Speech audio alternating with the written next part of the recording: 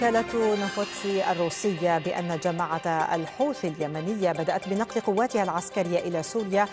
في سياق متصل، كان موقع عين الفرات قد قال قبل أيام إن 4 من قادة جماعة الحوثي متخصصين بصواريخ أرض والطائرات المسيرة وصلوا إلى مدينة البوكمال بريف الذين حركتهم صرخات أهلنا ونداءات مقاومتنا فنهضوا بنخوتهم العربية المعهودة. نينك الدلال نينك الدعوات ما دام عيدك بورس كان أمر لبصي أنا قلنا أن أمر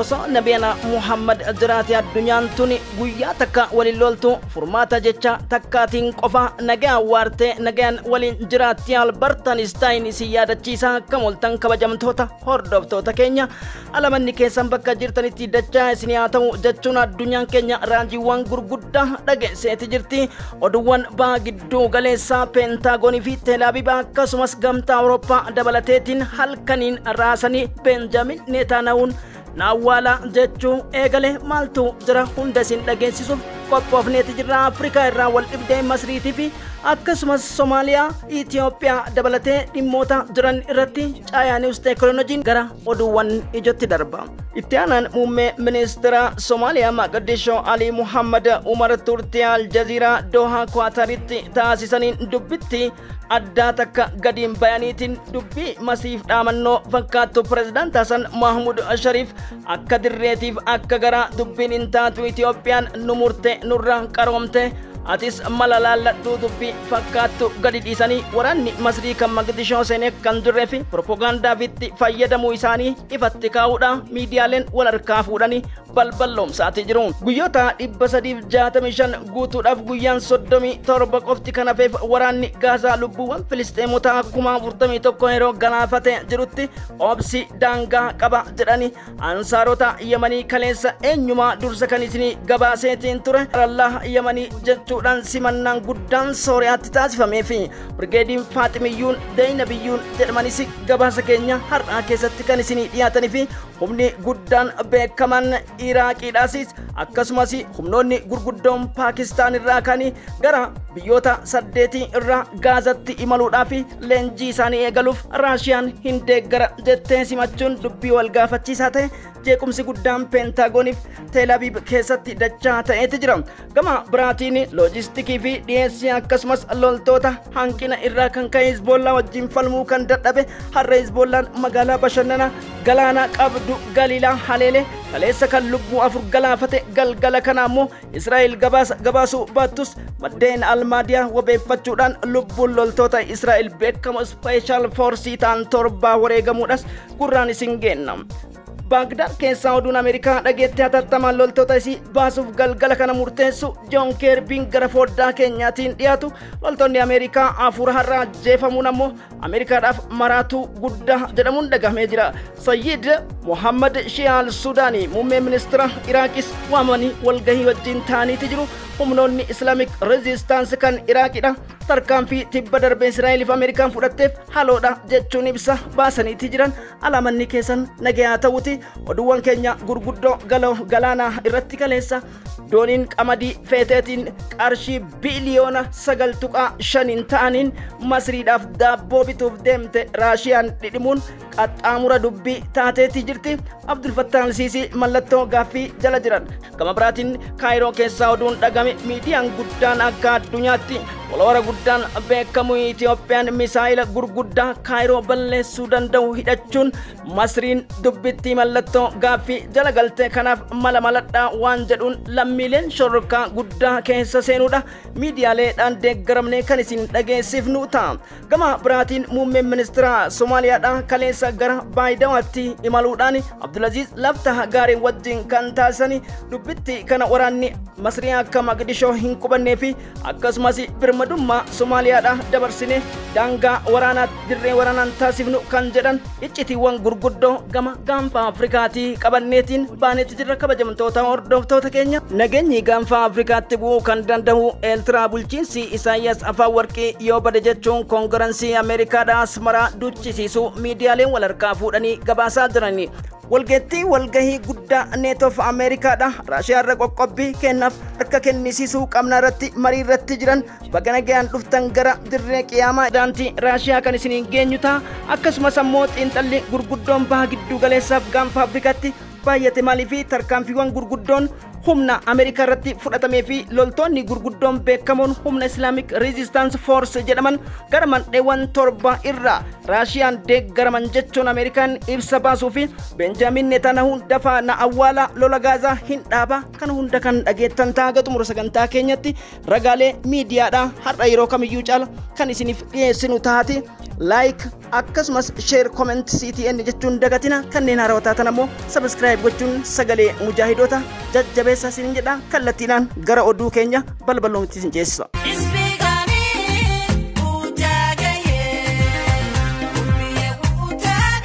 Soomaali baan ku judbaysnayn marka ugu horeyso soo dhawow magaalada ciidanka booliskaan amar lagu siin annaguna inaan amar dawladda haysan annaguna inaan amar ku siisin ciidanku wax dilaan ciidanku waxba ma yugeysan yeesho ama ka sharafna oo halkan meesha fadhiyo maanta fadhinawa. أكثر من كل المشاكل الكتيرة جدا اللي عايشها أبي أحمد ده في عنده مشكلة تانية أكبر كتير جدا ودي اللي تقولك إنه اوعى تقلق من اللي بيحصل دلوقتي لأنه هو بدأ يهدم عدد كبير من الجوامع لجماعة مش رئيس الأركان برهانو بولا اللي طلع واتكلم على الحركة الانفصالية في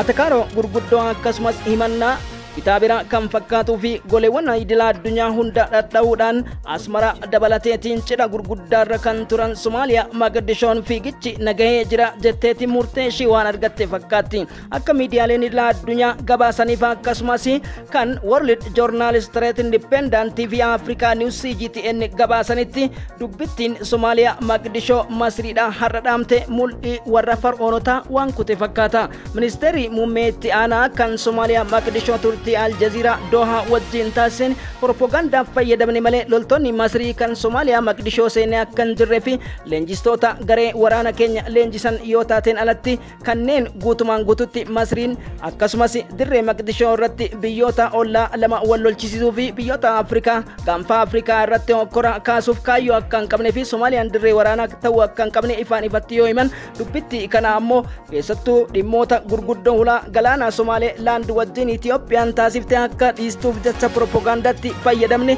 kana boqonnaa dhooguuf jechuun amanuu isaanii ammoo dubbitti Maqdishoo irraa kaate Finfinnee geette Finfinneef addunyaan guutuun wal harkaa fuute galaalchuu irratti argamti.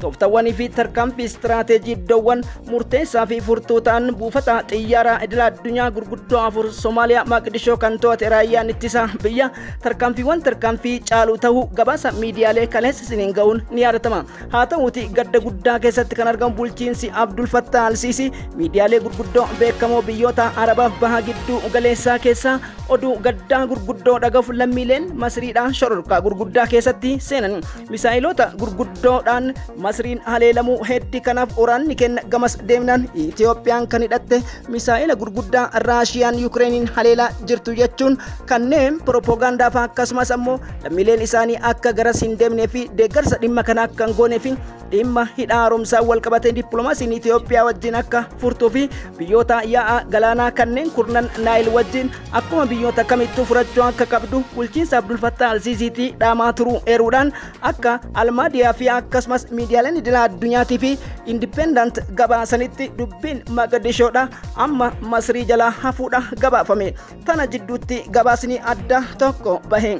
Isaayyaas Afewerqiitti korni adda tokko irree humna biyyoota Afrikaa irratti humneessu jedhuun korriyaa'ii guddaan Riippaabilikaanotaaf koongirensii Ameerikaatiin taa'ameen Isaayyaas Afewerqii gareen murna biyyattiidha cunqursaa jiruuf lammiilee isaa dabalateetiin sirna shororkaa gaanfa Afrikaa irratti uumaa jiruuf bulchiinsi Isaayyaas Afeworqiidha aangoorraa darbamuu akka qabuu fi biyyattii keessatti akkasumas gaanfa Afrikaa keessatti nageenyi dhufuudhaaf bulchiinsi Isaayyaas Afeworqii kan Eertiraadha fonqoluu akka qabu Ameerikaan murteessuun Asmara dheekkamsiisee jira jedha. Akka Afrikaa Niwus fi Global Niwus jedhanitti walitti qabaa fi ministeerri dantaa alaa itti aanaa Ameerikaa Brand Sharman jedhutti yaa'iiwwan murtoo gurguddoo kanaan wal qabsiise sagaleen kan itti kennamee fi dhimmoota aangoo biyyoota dagaaganii Afrikaa irratti mul'isuu jedhu dorgommii Raashiyaa wajjin kan seente Ameerikaan Asmaraa keessa bulchiinsi Isaayyaas Afeworqii yookaan buqqa'u taate shororkeessitootaaf yaaddoon gaanfa Afrikaa ni furama jechuun dubbitti kana wal qabsiisee mootummaan Eertiraa ibsa baasuun dhagahamee jira. Eertiraan Ameerikaan kan ofiituun beektu kan maali jechuudhaan mammaaksa ministeera haajaa alaa Eertiraatiin godhame ammas deebiin itti laatamuudha himame. Miseensi seenetarii Ameerikaa John Baas akka jedhetti Eertiraan biyya buqqa'uu qabduuf akkasumas farra dimokiraasii mirgoota ilmaan namaa jechuudhaan kan dubbatan ta'uudha New York Times gabaasee jira. وما إلى ذلك من محدات أخرى التي تعمل على مواجهة ومنع العمل الفدائي أو منع بين قوسين الإرهاب كما يسمونه هم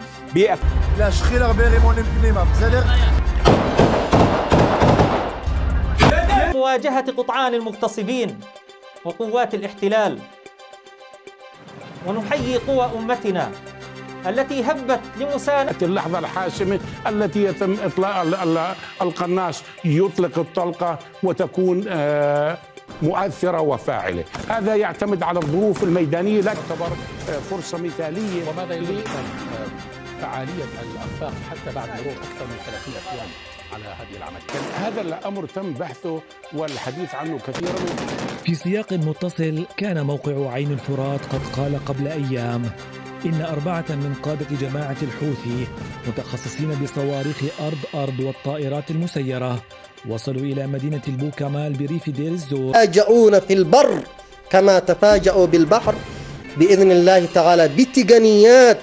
جماعة الحوثي في اليمن تخطط لهجوم بري على تل أبيب بعد وصول عناصر للجماعة إلى سوريا في إطار الحرب التي جيوتا كدلما غوتودان في غويان صدومي سدين كنفي والورانسي إسرائيلي في حماس أردوان فرماتا رغتي فكاتا نيتانياهون الدنيا كدتي كسماس شريك نسيتيف دغرتو نسي أمريكان كان دوكاسا دابو فكسماس غورامتوتا فيدامتوتا والجيجيروف غازا ديبساني جارو جدوتي أبداً أما حماسين بلسوت دوبتي إنديبو جتشوراني hiriira lammiilee biyyattii cinatti dhiisuun ana malee eenyulleen baha gidduu galeessaa keessatti hin jiraatu kan jedhe Netanyahuun kaleessa galgalarraa shororkaa inni argaa jiru addunyaan har'a waan argite fakkaatti. Akkuma dhibbaa darbee dhaadataniif nutis gabaasnee Abdul Malik Alawutii hoogganaa waliigalaa Hawutiitii fi Yaayaa Saareenidha. Biyyoota Islaamaadha Filisxeemiin taa'anii ilaaluun yoomillee seenaa keessattis haa ta'uti akka hundee amantii fi haqa obbolummaa nurraa qabanitti isin maqaa Arabaa himachuun gonkumaa isin irraan jiraatu jechuudhaan yeroo itti dhaadataniif jihaada labsanitti ture. Birgeediin Faaximiyyuun Zeynabiyyuun Afgaan Taalibaan irraa gurmaahuudhaan Sooriyaa kaaba bahaa qubachuudhaan Israa'eliif dhukkubbii ta'e. Akkuma beekamu akka gabaasni Siiriyaa TV jedhutti loltoonni kunneen wal qindeessuudhaan Hawtii Yamanoota akkasumas humnoota Islaamic Resistance kan Iraaqiitii fi kutaawwan Paakistaan dabalatee birgeedii hedduu ta'anii Sooriyaa keessatti simatamuun wal qabsiisee Israa'el nadhaqqaba jechuutti jirti. Akkasumas Libaanos irraa humni mujaahidoota isaan qunnamuudha kan Sooriyaa TV'n gabaase. Gama biraatiin Joordaanos fi biyyoota adda addaa irraa ammas dachaa ta'uudhaan gara Sooriyaatti leenjii eegaluun isaanii Raashiyaan ammoo guutumaan guututti humnoota kana deeggaruuf qophiidha jechuuf Israa'el daangaa dabarte mirga ilmaan namaadha duwwisutti jirti. Kanaaf Israa'el dachiin jedhamu dhabamuu qabdi. Pirezidaantiin Raashiyaa akkuma Chaayinaan kanaan dura jette irratti dabaluun ammoo mufii gurguddaa kaasee jira. gabaas kanatti dhiyaadha. ثم توجهوا نحو العاصمة دمشق برفقة عناصر سيد الشهداء مرتدين زي قوات النظام السوري في الوقت الذي يحاول فيه النظام النائي بنفسه عن أي حرج مع إسرائيل. القوات الأمريكية بالعراق في التصدي لهجمات إيران بعد وجود عسكري. يعرف المشاهد يتابع أنه كل عام بيحتفل العراقيون بالقضاء على داعش، وبالتالي حينما عسكرية إلى سوريا عبر الأردن استعدادا لشن هجمات ضد إسرائيل، ويأتي ذلك بعد معلومات نشرها موقع عين الفرات عن دخول قرار خاصة مع استهداف القواعد الأمريكية ورد الأخيرة على الهجمات ضد تنظيم الدولة في سوريا. 94 أسيرا، وقد أعربت وزارة الخارجية عن شكرها للبلدين على تعاونهما واستجابتهما. ورط فيها موظفون في المكتب الحكومي لرئيس الوزراء محمد شياع السوداني، حيث تمحورت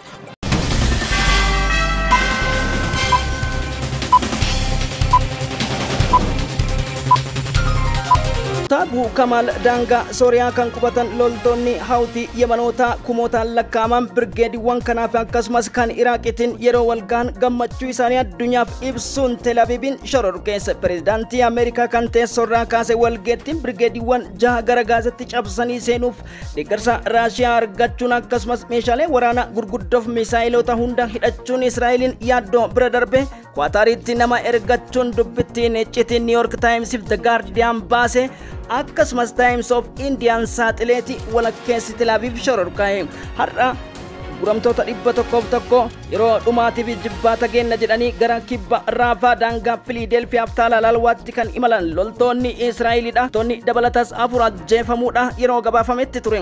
Haleellaan gurguddaaf akkasumas ammoo jeequmsi gurguddaan kutaa Tuulkaarim West Bankitti haleellaa isoonni fudhataniin loltoonni Israa'el dabalatas 2 ajjeefamuudha Aljaziiraan gabaasee jira. Tana jidduutti Galiilaa kaleessa haleeluudhaan yoo xiqqaate kanneen Israa'eloota 4 ajjeesuun ammoo itti dabaleen Hizbollaan rooketii Kaatushaa jedhamu 55 ol Israa'eliin bobeesse Iron Dome injifachuudhaan Israa'el homayyuu narraa miidhamne jettus galgala kana ammoo gabaasni bahaa jiran Israa'el salphina gurguddaa keessatti argamuu fi kaabineen Israa'el wal nyaachuu gama biraatiin qophii xiinxala addaam miidiyaa chaanaalii 12 irratti taasisaa kan jiranii fi dhimma gama Gaazaa irratti walii galtee irra gahuun lola dhaabuu qabna jechuun Israa'el ammoo dubbitti harka laachuu fakkaatti. Pireezidaantiin Ameerikaa Joon Baayiden akkasumas ammoo muummeen ministeera Ingilizii Keir Starmer dhimma haala Raashiyaa akkasumas Iraan irratti qoqqobbiin taa'amuu fi Kooriyaa Kaabaatiif Iraan irratti addatti adabbii gurguddaa raawwanna jechuun keessattuu biyyoonni lameen kun adda durummaadhaan misaa'ilota gurguddaatti Yuukireen caabxu kan kennan waan taateef qoqqobbitu eega Iraan keessattuu gufuu fi summii akkasumas xannacha Israa'elii fi nullee barbadeessitu jechuun yeroo dhaadatanitti dubbiin addaa dhagaamte. Odeessa kana yeroo miidiyaaleen idil addunyaa fi akkasumas New York Times gadi baasanitti pireezidaantiin Raashiyaadha baga nagayaan gara dirree qiyaamaa dhuftan loltoota keessan hatattamaa yoon baasin Raashiyaa waan gootu ni beekti kan jedhuu fi Kursk irratti ammoo loltoonni Ameerikaa akkasumas neetoo fi gamtaa biyyoota Yuukireen dabalatee Zeleniskiidhaaf gadda erganii addunyaa fi akkasumas New York Times gadi baasanitti dooniin qamadii feeteetiin qarshii biliyoona 9.5 ta'aniin Masriidhaaf daabboo bituuf deemte Raashiyaan dhidhimuun qaxxaamura dubbii taateetti jirti. Abdul Fattah al-Siisii mallattoo gaaffii jala jiran Joon Baayiden hagana kiishattiin galadhaa duwwaan galina jechuun $1 biliyoona 1.3 Masriif kenneen akkasumas deeggarsi Ameerikaan Masriidhaaf taasiftee mormii gurguddaa dhageessisuu bira darbee irraa kafalaa Zeleniskiitii fi addunyaa wal harkaa fuutee balballoomsaa jirti. Kabajamtoota hordoftoota keenya odeessi har'aaf qabnu kana fakkaata addunyaa keenyaaf nagaa taasisu horaa bulaa deebanaa isiniin jechuu barbaanna guyyaa gaarii.